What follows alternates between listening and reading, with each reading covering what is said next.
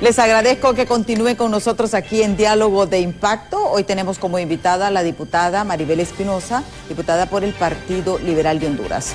¿Qué es lo que está sucediendo? Pues justamente es una autoconvocatoria que provocó que el presidente del Congreso Nacional convocara a sesión de junta directiva y a los jefes de bancada la tarde de ayer. Y veamos. Justamente estamos a 52 días de las elecciones generales y no se aprueban los presupuestos para investigar el financiamiento de las campañas políticas. Y esto yo creo que es fundamental porque ya vimos que la cantidad de precandidatos que participaron en las internas y que no rindieron cuentas. Vean ustedes, son 1.483 precandidatos que no rindieron cuentas de los gastos de campaña en las elecciones primarias del 9 de marzo. Y esto es un informe oficial que brindó la Unidad de Política Limpia. Ahora bien, los diputados de oposición, convocados por la diputada Maribel Espinosa, amenazaron con una autoconvocatoria para aprobar los presupuestos electorales, porque no solamente desde la Unidad de Política Limpia, sino que también del Tribunal de Justicia Electoral. Pero faltan 23 días para que se cierre también el periodo legislativo. ¿Se instalará la comisión permanente para aprobar leyes pendientes? Esta es la gran nebulosa y el gran temor de la oposición y de la mayoría de la parte del pueblo hondureño. Porque sabemos que hay muchas leyes pendientes. Ayer, de los 60 puntos, lograron abordar 6 en la comisión de campaña, en la reunión con los jefes de las bancadas de los partidos políticos, que esto es un avance, pero lamentablemente, escuche bien, esta semana ya no se van a reunir porque ellos esperaban que se convocara para hoy, pero el Partido Libre, que es el que controla el Congreso Nacional, la Junta Directiva, dice que no esta semana, sino que la otra semana viene el Congreso Infantil y luego se van a reunir para la convocatoria. Pero se comprometieron ampliar el periodo de sesiones y terminarlo hasta el 23 de enero. Antes de iniciar con nuestra invitada, veamos esta nota de nuestros compañeros de los noticieros Impacto en torno a este tema.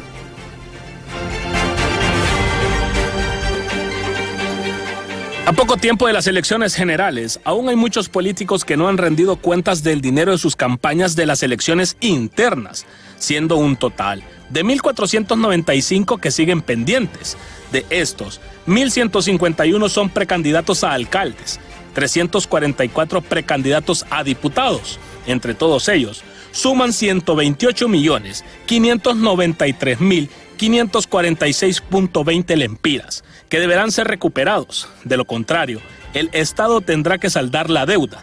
Ante esto, la Unidad de Financiamiento, Transparencia y Fiscalización una vez más anunció que procederá a aplicar sanciones, tal como lo establece la ley. El nivel de incumplimiento que tuvieron los que participaron en las elecciones primarias, de este 1.493 precandidatos, hay 14 candidatos que van a las elecciones generales y por tanto la unidad tiene que remitir esta información también al Consejo Nacional Electoral para que ellos tengan conocimiento de quiénes son aquellos candidatos que no han cumplido con el mandato legal de rendirle cuentas al pueblo hondureño. El plazo para entregar los informes financieros concluyó hace varias semanas. Sin embargo, hay una cantidad considerable de precandidatos que se rehúsan a mostrar la transparencia de su actuar político a través de la procedencia del financiamiento. El 9 de marzo del presente año se llevaron a cabo las elecciones primarias en todo el país.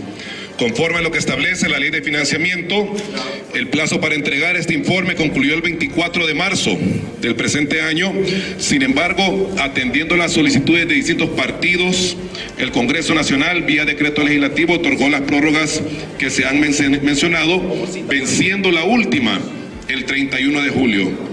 Como ya vieron, solamente 199 precandidatos se apegaron a la prórroga que... Analistas por su parte esperan que este procedimiento se cumpla, ya que la unidad únicamente remite el informe al Consejo Nacional Electoral, institución que tiene la potestad de determinar si se aplican o no las sanciones correspondientes. Las funciones que le da la ley son claras, ¿verdad? Contabilizar, fiscalizar, ¿verdad? De dónde provienen estos fondos y hacer los llamamientos a los distintos precandidatos y ahora candidatos para que hagan sus declaraciones y le entreguen sus informes, ¿verdad? ¿Qué papel? Bueno, es importante porque la misma ley debería de otorgarle lo que son las facultades de sancionar, ¿verdad? Para generar precedentes. Porque imagínense de qué sirve tener una unidad de política limpia y que no tenga la facultad de sancionar, entonces mejor cerrémosla, porque si no vamos a seguir gastando el dinero del Estado y ese no es el objetivo. Las investigaciones y sanciones, aseguraron las autoridades, se aplicarán en las próximas semanas, después de tanta prórroga, para los políticos que no han sabido aprovechar los plazos antes otorgados. En cámaras de Marvin Andino, les informó José Luis Castellanos.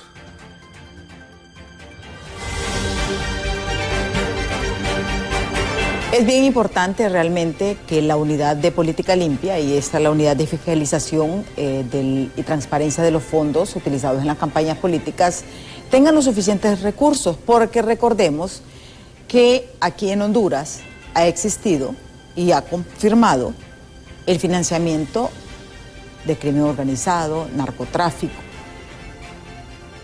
y otro tipo de organizaciones no legales financiando campañas políticas.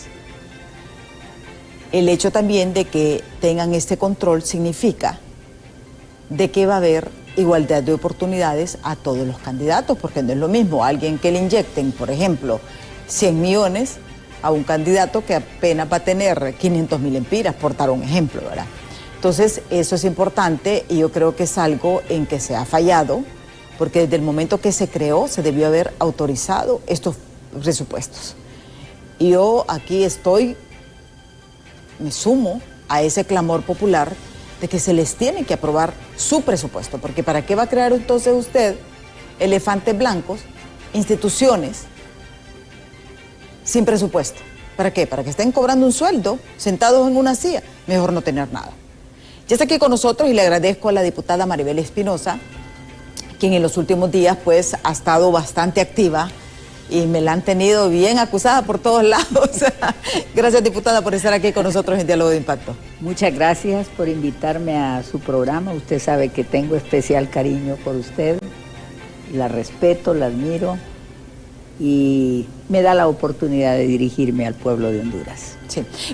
Usted puso en jaque, y vamos a iniciar por esto, puso en jaque a la Junta Directiva del Congreso porque escribió un tuit donde informó de que había llamado a todos los jefes de bancada, función que tiene que hacer el secretario del Congreso Nacional, para gestionar y hacer una autoconvocatoria para aprobar los presupuestos justamente de estas instituciones electorales. Bueno, yo soy una persona de diálogo y tengo muy buena comunicación con todos los jefes de bancada y con muchísimos diputados en el Congreso Nacional. Y coincidimos en que era una situación muy complicada la que estábamos viviendo y que teníamos que hacer algo. Es nuestra responsabilidad y por eso teníamos que empezar a hablar de la autoconvocatoria, que esa pues es una facultad que nos otorga el artículo 190 de la Constitución, que la mitad más uno del Congreso puede convocar a sesiones. En ese sentido, hablé con el jefe de bancada del Partido Liberal, mi correligionario, el ingeniero Mario Segura, hablé con Tony Zambrano, hablé con Fátima Mena y hablé con el doctor Umaña sobre esto. Y ellos empezaron a hacer consultas con otros y coincidimos que si no había una reacción esta semana de parte de la Junta Directiva, nosotros nos vamos a autoconvocar. Pero también quiero decirle, puede ser, me parece que todo ese entorno le dio, vamos a decir, un minuto de reflexión a la Junta Directiva y ellos han prometido que van a convocar después de la siguiente semana, porque la siguiente semana está el Congreso Infantil y que nos van a convocar. Sin embargo, yo le voy a anticipar, nosotros no vamos a estar de brazos cruzados. Nosotros vamos a estar muy pendientes del próximo lunes. Si no se hace la convocatoria, pues la vamos a hacer como autoconvocatoria. O sea, no se van a quedar solamente esperando. Porque aquí hay algo en juego, y hay que decirlo, y vamos a entrar ya, como dicen, la materia electoral. Es el hecho de que el 31 de octubre vence el periodo legislativo. Así es.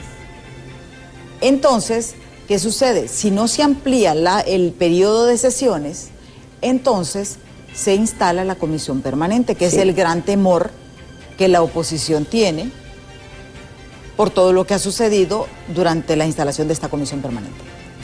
Mire, ayer hablaba con el diputado Zambrano por teléfono y yo le decía que constitucionalmente la comisión permanente no tiene facultades ni para aprobar leyes, ni tiene facultades como para hacer la declaratoria o el recuento de votos en caso de que no lo pudiera hacer el Consejo Nacional Electoral. Si ellos hicieran semejante cosa, definitivamente estarían cometiendo un delito, porque ellos no tienen esa potestad. Ellos, para nombrar interinamente el fiscal, que también fue algo ilegal que hicieron, se valieron de una disposición constitucional que dice que en caso de ausencia absoluta, ellos hacen un nombramiento provisional. El problema es que no había ausencia absoluta, porque el abogado Cibrián era el fiscal adjunto y ya la ley dice claramente que cuando no está el fiscal general, el adjunto asume esa posición. Entonces no se daba el supuesto de los cuales ellos se valieron. Y la verdad es que los diputados en ese entonces, principalmente el Partido Nacional, tenían un compromiso con el oficialismo y no hicimos nada. Y al final el fiscal interino quedó como fiscal general. Y eso pues fue un acuerdo al que llegó Asfura con Mel Zelay. Sí. Entonces, yo quiero decirle, lamento mucho, y yo siempre se lo digo de frente al Partido Nacional, lamento mucho que ellos hayan llegado a ese acuerdo, ¿verdad? Porque si ellos no hubieran llegado a ese acuerdo, no se hubiera elegido a el fiscal que hoy tenemos. Sí. Ahora bien, ¿cuáles son los riesgos?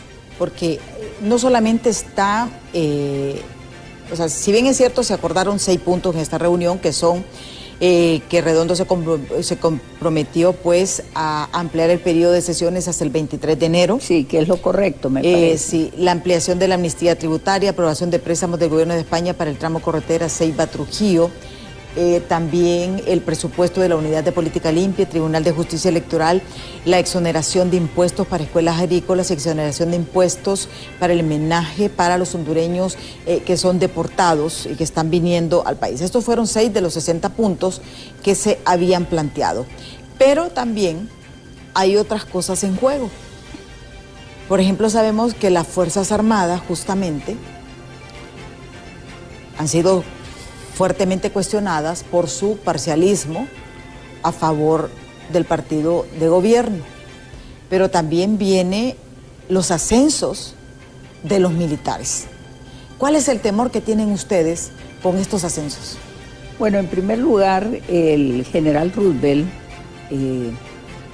pues realmente su accionar el 9 de marzo es una pena. Es una pena y la verdad es que la historia lo está juzgando muy mal por lo que pasó el 9 de marzo. Aun y cuando tiene el beneplácito de la comandante general, la Presidenta de la República, y que el Ministerio Público no actuó en defensa de la sociedad. Pero el pueblo ya juzgó eso. El punto aquí es que hay ciertos generales de la Junta de Comandantes con estrechas vinculaciones con el familión.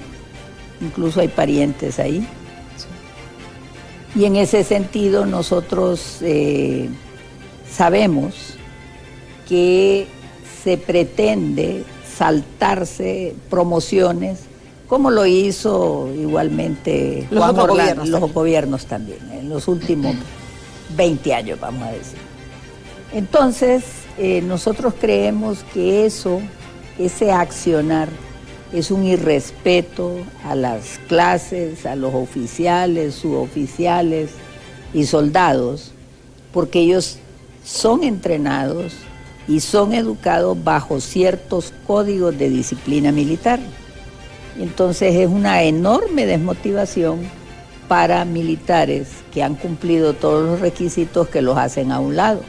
Aquí vamos a tener el caso del general Muñoz, que lo vacaron, lo aislaron y el hombre tuvo que huir del país. Hoy está asilado, entiendo, en Estados Unidos de América, y eso son purgas. Sí. Entonces, esas cosas son inadmisibles. O sea, ¿podría ser el Partido Libertad y Refutación una última jugada política? Claro que dentro sí. de las Fuerzas Armadas? ¿Ese es el temor que ustedes tienen? Claro que sí, y la va a usar. Si nosotros permitimos que antes de las elecciones se haga una elección de oficiales, pueblo hondureño, el diputado que haga una cosa de estas le está fallando a Honduras, dado que este país, gobernado por Libre, nos ha llevado al peor escenario, en donde la ley ya no se respeta, por los mismos que juraron defenderla, los mismos que juraron cumplir y hacer cumplir las leyes. En ese sentido, yo le mando un mensaje muy claro a los oficiales que justamente esperan su ascenso y que tienen derecho. Denos un espacio, que resolvamos la despolitización de las Fuerzas Armadas de Honduras. Ese es el primer acto que tiene que hacer el próximo gobierno. Despolitizar a las Fuerzas Armadas, devolverle a las Fuerzas Armadas esa seria responsabilidad que tienen, en el sentido de que deben de respetarse los códigos militares, deben de hacerse los ascensos de conformidad con la ley y con profesionalismo, porque esa entidad es apolítica. Señores militares, con respeto, les digo, a esos buenos militares que hay dentro de las Fuerzas Armadas y que están esperando un ascenso, denos un espacio. En enero, en el nuevo gobierno, deben de pasar esos ascensos. ¿Ustedes quieren que los ascensos sean hasta el mes de enero? Porque hay que considerar que en el caso de Roosevelt, diciembre lo podemos hacer. En el caso de Roosevelt, él vence su periodo en el mes de diciembre, tengo entendido. Sí. Entonces, pero ustedes quieren de que ya esté... Pero hay mecanismos. Sí. Hay mecanismos. Si bien es cierto, es una potestad de la comandante general esa designación, hay mecanismos. Tienen que pasar las elecciones. Y tiene que haber un gran acuerdo, un gran acuerdo. Aquí hay dos opciones. O llegamos a un gran acuerdo nacional para despolitizar las Fuerzas Armadas y en diciembre hacemos los ascensos de conformidad con la ley y los reglamentos y los códigos militares, sin ese canibalismo en el que tiene Roosevelt, bajo presión a los demás oficiales. Si llegamos a ese gran acuerdo, lo podemos hacer después de las elecciones, sí, perfectamente. Sí. Y si no, pues esperamos el nuevo gobierno. El tema aquí es importante. El general Roosevelt es una página oscura dentro de las Fuerzas Armadas, como han habido otras páginas oscuras dentro de esa institución. Yo quiero esa institución mucho. ¿Sabe por qué? Porque mi padre era militar. Mi padre me dio ciertos valores que siguen los militares, como la disciplina, el honor. Esas cosas para mí son intrínsecas. Sí. Y yo le tengo un profundo respeto a todos los oficiales, a los suboficiales, clases, soldados, porque mi padre fue un soldado y defendió la democracia en este país. Defendió a Pajarito, a Villeda Morales, para que no le dieran el primer golpe de Estado. Y cuando le dieron el segundo, sacaron a mi padre, purgaron a mi padre del ejército porque él apoyaba la democracia. En ese sentido, yo creo que ese tema de las Fuerzas Armadas, por lo menos, no hay el consenso. Sí. ¿Y eso es uno de los puntos que se van a abordar? Es que lo tenemos que abordar. De hecho, ya estamos conversando. Estamos conversando y yo espero que el jefe de la bancada del partido, de mi partido liberal, de hecho lo vamos a platicar, nos convoque ya para que la bancada del partido ya define una posición. Tenga una posición clara. Igual voy a pedirle, y muy respetuosamente aprovecho este medio, para pedirle a la bancada del Partido Nacional que fije su posición, igualmente a la bancada del PCH. Sí.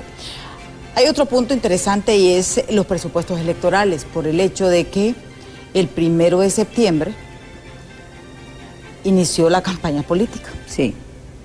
Ya han transcurrido un mes, 8 días, y no hay fiscalización.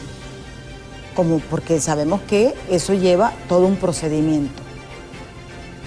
Ustedes va a ser hasta la semana del 20 de octubre, en esa semana, en esa tercera semana, de que se van a reunir, y yo creo que eso tendría que ser una de las primeras cosas que se deberían de aprobar, por el hecho de que tenemos una unidad de fiscalización sin presupuesto.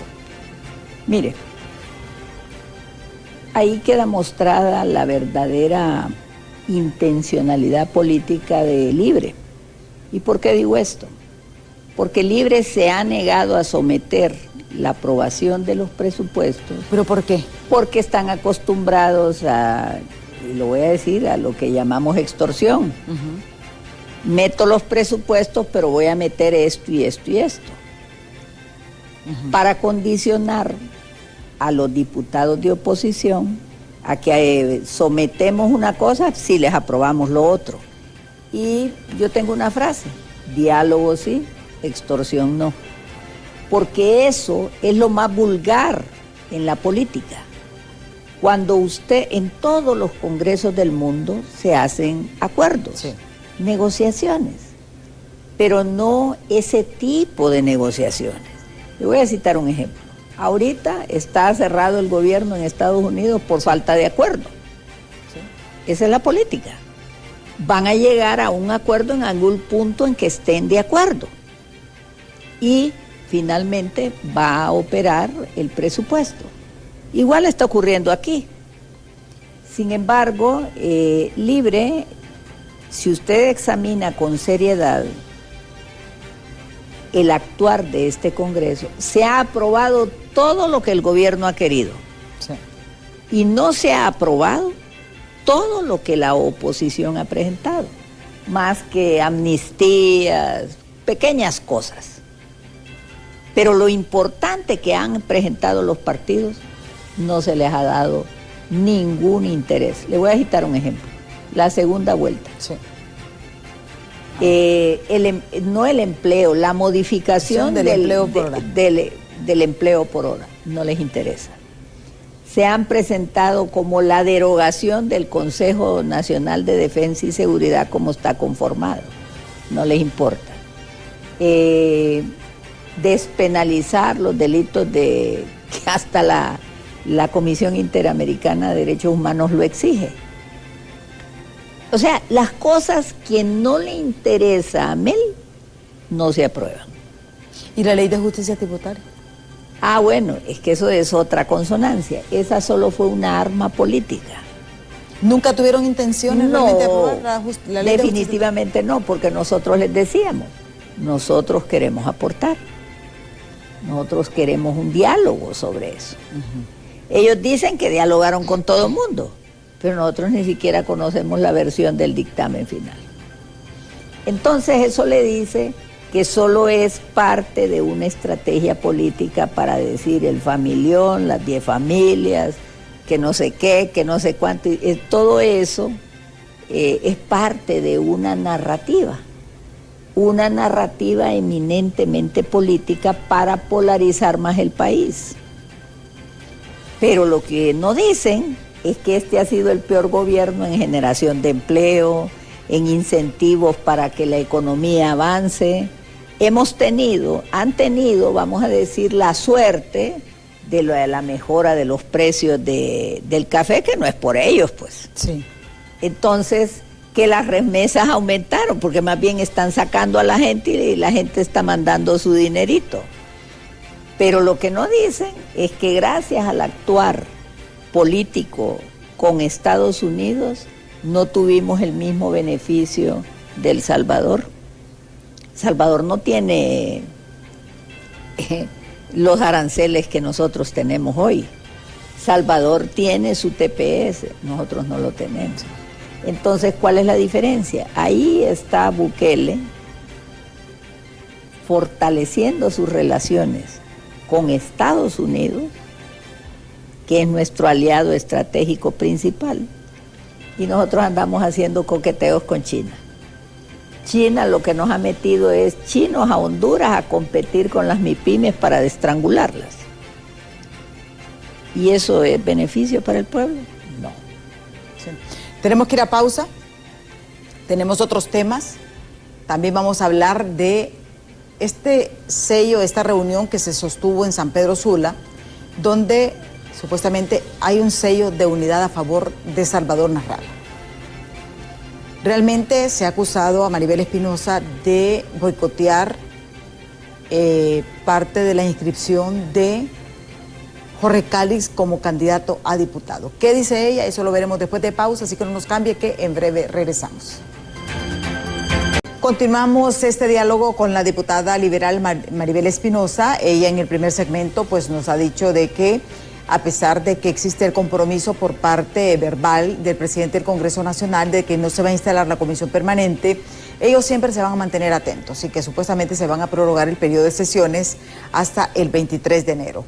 También ha hecho una alerta y un llamado a tanto el Partido Liberal como el Partido Nacional para que fijen su posición en torno a los ascensos de las Fuerzas Armadas, porque sabemos que tiene que haber cambio en el mes de diciembre, pero que es importante la despolitización de esta institución armada que lamentablemente el 9 de marzo dejó un mal sabor en el pueblo hondureño. Y ella está pidiendo a la clase política, a los sectores de oposición que fijen una postura en torno a los nuevos ascensos para que sea dinámico y como debe de ser.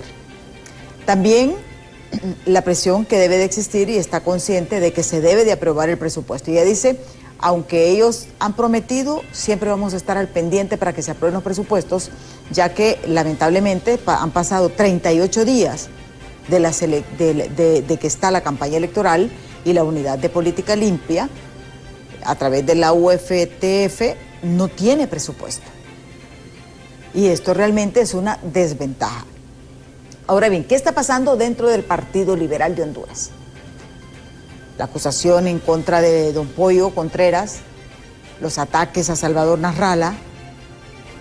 Hubo una reunión en San Pedro Sula donde justamente se selló una unidad donde estaban los alcaldes, porque la fuerza real del Partido Liberal son sus alcaldes, y hay que decirlo, son los gobiernos locales.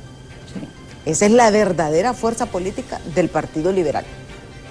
Ellos han jugado independientemente, pero esta vez le han jurado amor eterno a Salvador Narrala. Pero antes de entrar en este tema, vamos a leer algunos mensajes que nos han escrito al 3182-5600. Dice, buen día, con el debido respeto a la abogada Espinosa, espero escuchar de ella, dice, una disculpa a la institucionalidad del país por haberse prestado al experimento que fue el inicio de esta legislatura y la manipulación de Mel Zelaya, cegada por el odio a Juan Orlando, que aclaro, nunca como nacionalista me apoyé su desmanes, dice este televidente. Tiene razón. Esa señora, dice, ya debería de estar en la Santa Rosita junto con Narrala, dice, este grupo de paracaidistas nunca fueron oposición, sí destrucción, Sí, por ello separaron decretos que beneficiaban al país. Ellos, si quieren parar las elecciones, fracasaron en parar las primarias y no pluralicen en que la mayoría del pueblo van a abrir los ojos en noviembre. Van a llevar la peor decepción de su vida, nos dice este otro televidente. Sí, los políticos de nuestro país son el cáncer que le quitan la vida al Estado poco a poco y son un mal necesario. Son los ladrones modernos que hurtan los dineros del pueblo sin violencia, solo les interesa resolver sus asuntos, representan el subdesarrollo del país, son amantes de la pobreza y no muestran vergüenza de solo ir a los foros a derretir mentiras. Si realmente tuvieran un poco de alma, estuvieran trabajando por una mejor patria y mejorar la situación del pueblo hondureño. Ciudadano decepcionado con alguna razón. Sí. Joseph Vázquez dice, buen día, BTV Somos Todos, gracias a Joseph, y también Leonel Alejandro Flores Mendietas, saludos desde San Pedro Sula. Leonel siempre es un fiel televidente de nosotros. Sí, si me permite referirme a sus mensajes. En el primer mensaje quiero decirle a ese ciudadano que yo le pedí perdón al pueblo por haberle dado el voto a Luis Redondo. Me equivoqué.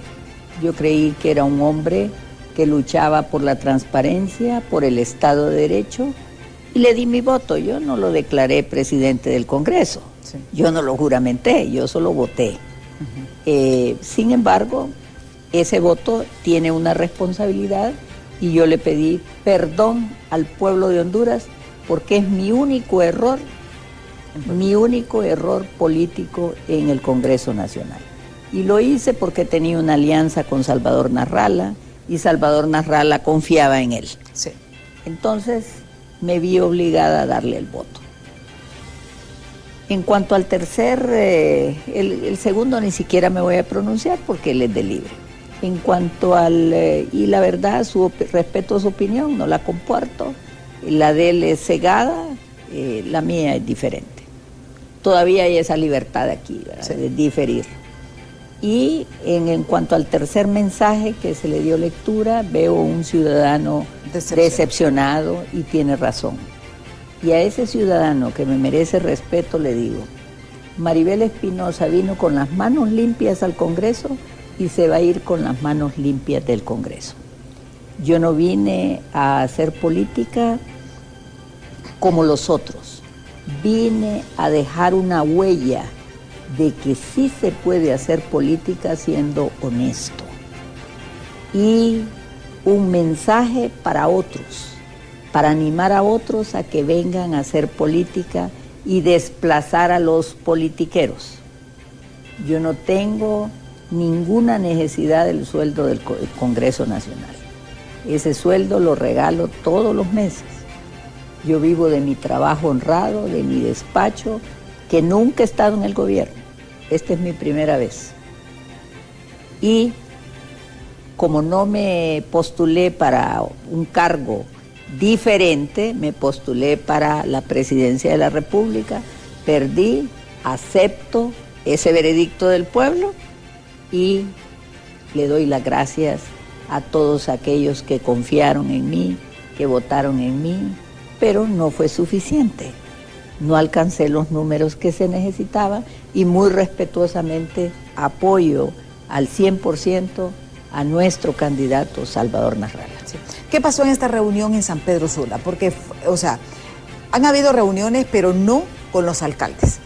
Porque hay que decirlo, la fuerza política del Partido Liberal son los alcaldes. Mire, tuvimos una representación fundamental.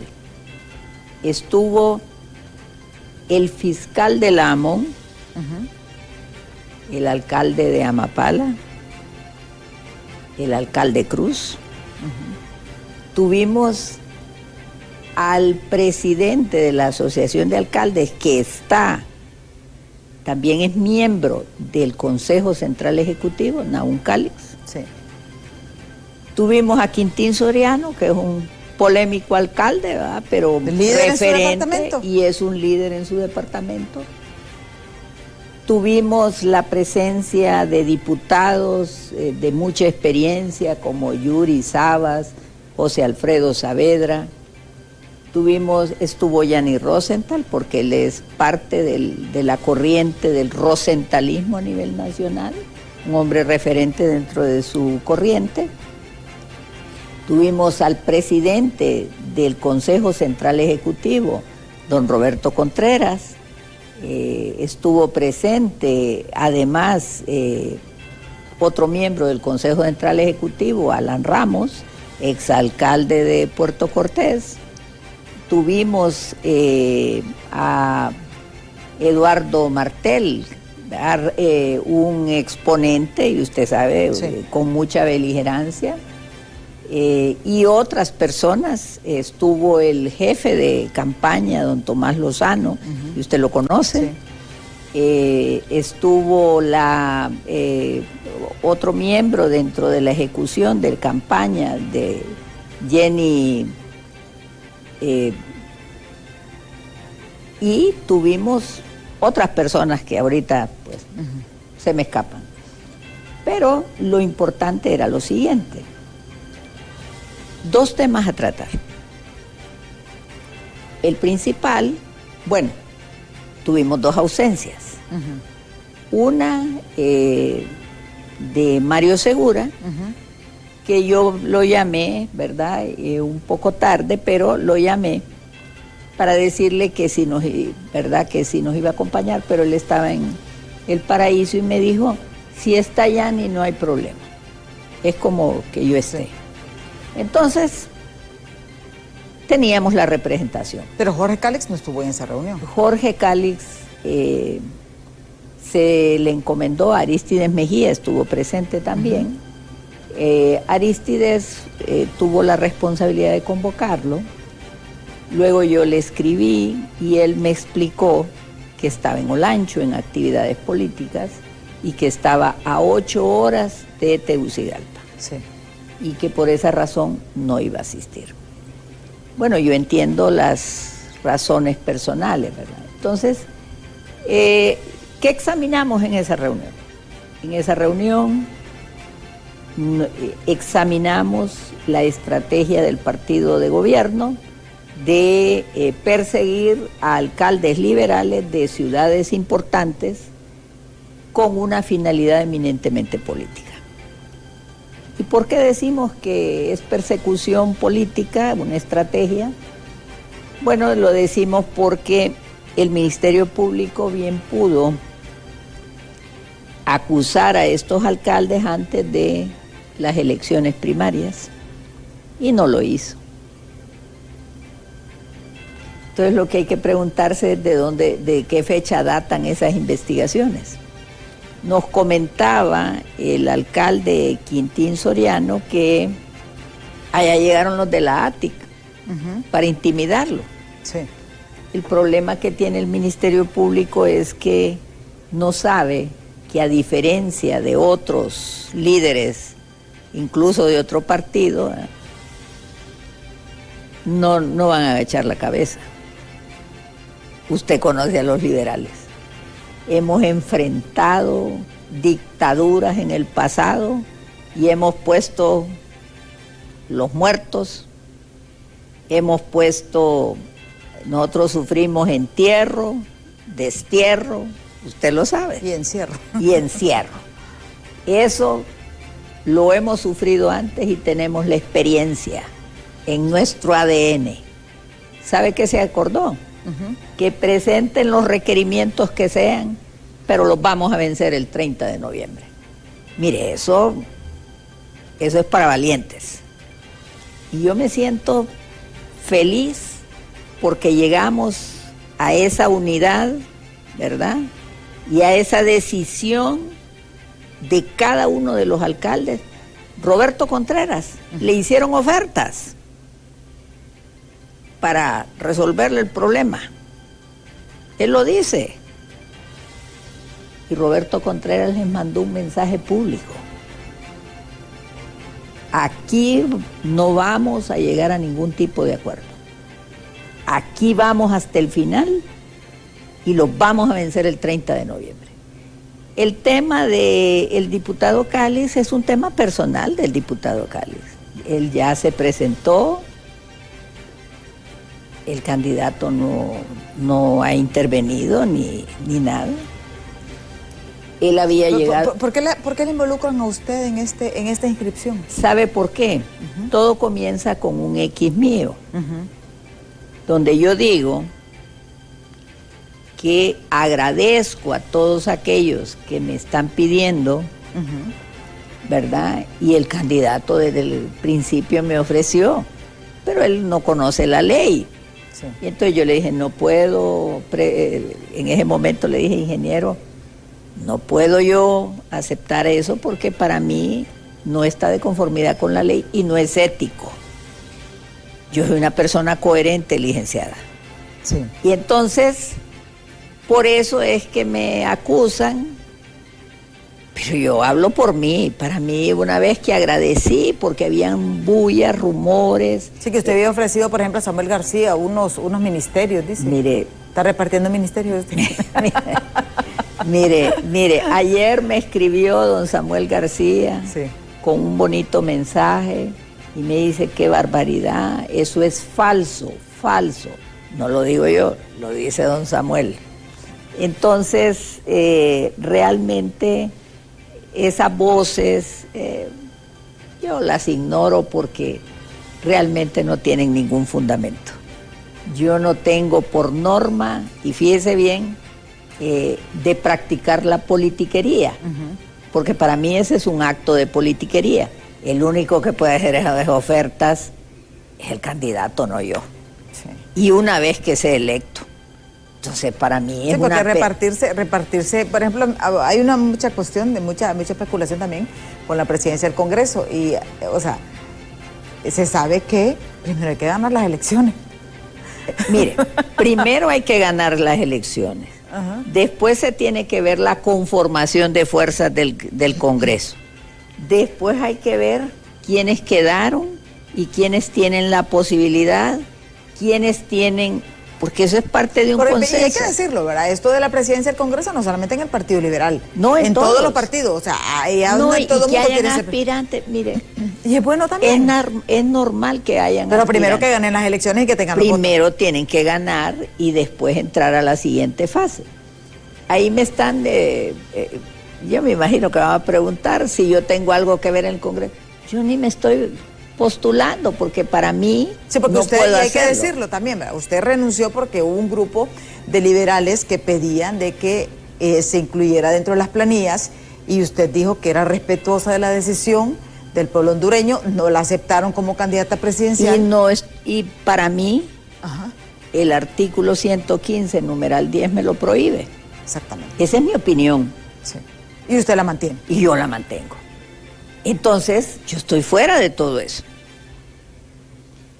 Por voluntad propia y porque soy respetuosa de la ley. Si otros quieren lanzarse y el Consejo Nacional Electoral interpreta la ley de una manera diferente, yo no voy eso no es de mi incumbencia. Porque yo decido por mis actos, no por lo de los demás. Sí. Vamos a ver parte de esta reunión de San Pedro Sula, porque aquí también hubo un pequeño mensaje que le vamos a pedir a nuestros compañeros que lo pongan para que vean ustedes que al final, tengo entendido que estuvieron hasta la madrugada. Hasta la madrugada. Hasta la madrugada, y que parte de lo que respondieron ante los ataques que están siendo víctimas candidatos del Partido Liberal. Veamos. El primer partido político de la historia de Honduras, el Partido Liberal, en su reunión del 6 de octubre de 2025. Aquí estamos, los líderes del Partido Liberal, más unidos que nunca. Unidad granítica, unidad, unidad, unidad, unidad, unidad, unidad, unidad. Recuerda, un solo partido, el Partido Liberal, y un solo candidato y próximo presidente, el ingeniero Salvador Nasralla. El primer partido aquí estamos, bueno, es parte de lo que se vivió en esta reunión, y hay que decirlo que el departamento de Cortés se ha concentrado en el epicentro del tripartidismo ahorita, ¿verdad? ¿Por qué hay tanta disputa por Cortés? Bueno, porque es el departamento con mayor población. Más, estamos superando en San Pedro Sula, Tegucigalpa. Recuerde que allá está la concentración de Choloma, que es importante. También, sí. Y incluso si se hubieran hecho los ajustes electorales, nosotros hubiéramos tenido más diputados, sí, ¿verdad? Entonces, y realmente la costa norte es diferente a muchos otros departamentos. La costa norte resiente el actuar de este gobierno porque incumplieron todas las promesas que hicieron allá. En la costa norte no le gustan los actos como los de Sede Sol, ¿verdad? No les gusta, allá andan con bolsas, manos llenas. Criticaban a Juan Orlando y ellos hacen lo mismo. Ellos hacen exactamente lo mismo. Utilizan en los fondos públicos para clientelismo político, utilizan los fondos públicos para provecho de una campaña. Entonces yo me pregunto, ¿Libre realmente representa algo nuevo en el país? No. Libre representa esa politiquería de la que tenemos que salir. Y para mí es una responsabilidad del Partido Liberal hacer esa gran transformación de Honduras como la hemos hecho en la historia de Honduras. Cuando yo estaba en campaña hablaba de la Tercera República, muy consciente que hay que hacerse grandes reformas. Y para alcanzar esas reformas se requieren grandes acuerdos nacionales, pero no con acuerdos bajo la mesa, que eso es la vulgaridad y la corrupción, sino acuerdos de país. Nosotros como Partido Liberal vamos a proponer, una vez que ganemos las elecciones, la gran transformación electoral para fortalecer la democracia. ¿Usted está convencida que Salvador Nasralla gana las elecciones? Estoy convencida que Salvador Nasralla va a ser el próximo presidente de esta nación y estoy convencida que con su plan de gobierno hará esas grandes transformaciones que se requieren, porque nosotros vamos a romper con el pasado. Fíjese bien, va a ser un parteaguas, va a ser un nuevo amanecer para Honduras. Y en ese nuevo amanecer por Honduras implica la anticorrupción, ¿verdad? La eficiencia del gobierno, la liberación del mercado para que haya trabajo. Salvador Nasralla está próximo a dar una gran sorpresa ahorita.